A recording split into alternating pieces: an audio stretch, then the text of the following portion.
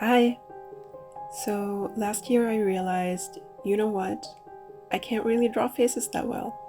When I don't have a reference, my arsenal of noses includes this, and I felt like an upgrade was needed, so I thought, what better practice than the 100 Heads challenge?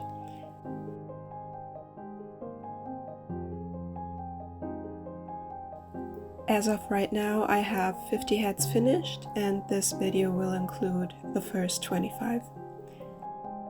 The next video, or one of my next videos, I'm not sure yet, will show the next 25, because otherwise the video would be too long, and it makes me sad when I have to cut out too much footage, even though it probably would improve my videos editing-wise. It kind of reminds me how I treat my plants. I don't like pruning them, even though I know I should.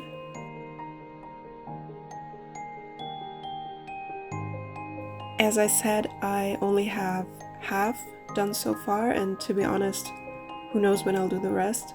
In 2020 I had already attempted the 100 Heads challenge once, created by the artist Ahmed Al-Douri, but after 10 heads I gave up because, one, I was not happy with how they looked.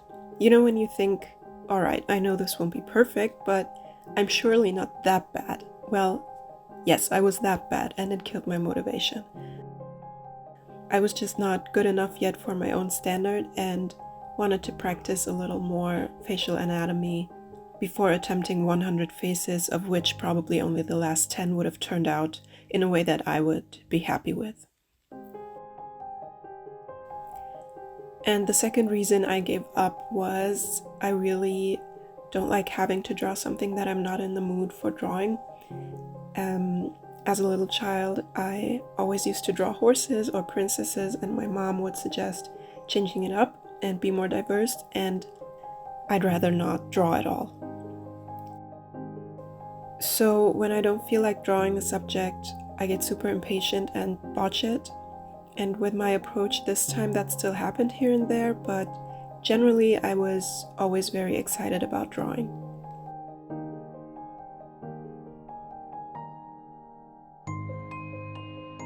So what I did, and I know others have done it as well, is really simple. I just put together my own Pinterest board. That's it. That is one of the two things that made this challenge a success for me. So I only chose subjects I personally was interested in drawing, and I did it gradually.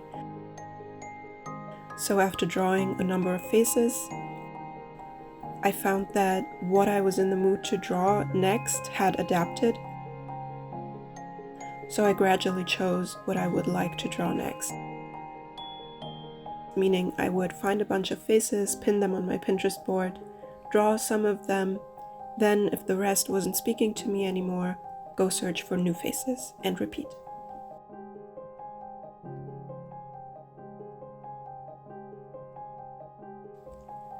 The second adjustment to the challenge was that I kind of took the challenging part out. So my goal was basically to get better at portraits, especially proportion and noses. So if your goal is to create a habit of drawing daily or more regularly, don't do this. But if it isn't, maybe think about not restricting yourself to 10 days. For me, finishing so many heads in 10 days is not helping. On the contrary, I would have set myself up for failure. So I thought this challenge could help me focus if I was a little more lenient with the time restriction. So I gave myself 1 month for 50 heads, not even 100. That might sound like a lot, but it was the right amount of time for me, because I wasn't able to draw every day, and on average I'd say I did 4 heads per session.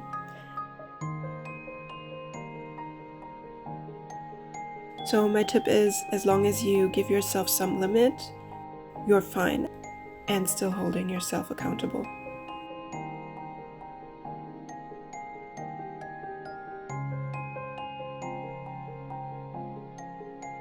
I know for a fact without these 2 adjustments to the challenge, I would not have finished the first 50 heads, which was my initial goal. And I believe you should set yourself up for success. And there are different types of people, right? There are those that when they attempt something they are not used to, they need to give it their all and dive in head first. And then there's people like me that just faceplant and need to ease into it and build a habit slowly and not try this huge out of reach goal out of nowhere. So 10 days for me personally doesn't work, even for just 50 heads. And I've heard other artists say they had a really hard time trying to achieve that as well. So do what feels right for you. As long as you set yourself a limit, you're okay.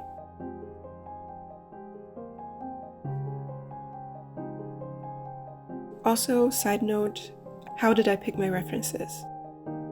So, I know a lot of people like to have a diverse reference board to obviously diversify their skill set, right?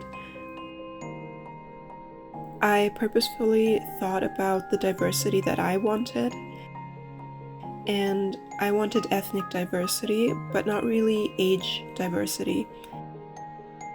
I'm at the beginning, and I want to get used to the facial anatomy that I will be drawing the most. So my focus was not on older or childlike faces. Diversity to me was important in some ways. For example, to avoid same face syndrome, I wanted models with different features, but less important in other aspects. So just do what you feel like will help you with your personal goals for this challenge.